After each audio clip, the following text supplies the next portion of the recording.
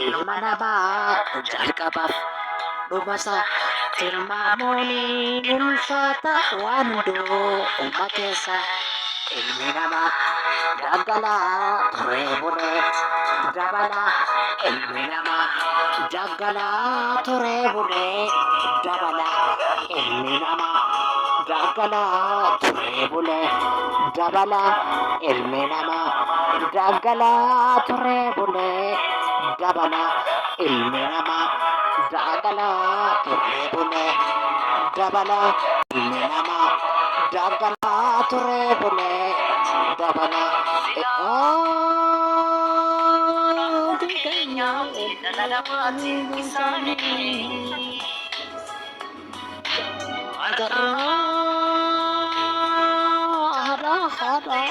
ada fabba dabanii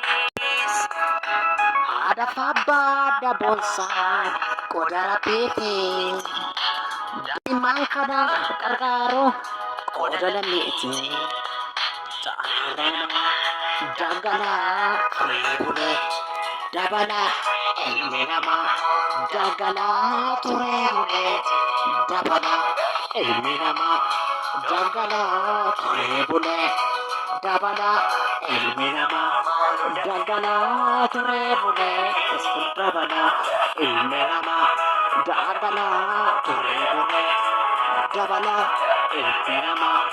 dagala turee dabala daiman kana warra abdiittee garee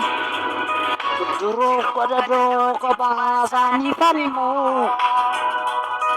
haadha fabbaan daboosaan qoda rabbiiti daa'iman kana gargaaruun qoda lammeeti ilma namaa jalqabaaf dhumasa tilmaamoonni hin ulfaata waan hunduu uma keessa ilmi namaa daggalaa bulee dabala ilmi namaa daggalaa turee bulee dabala ilmi namaa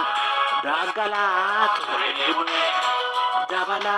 ilmi namaa daggalaa turee bulee dabala ilmi namaa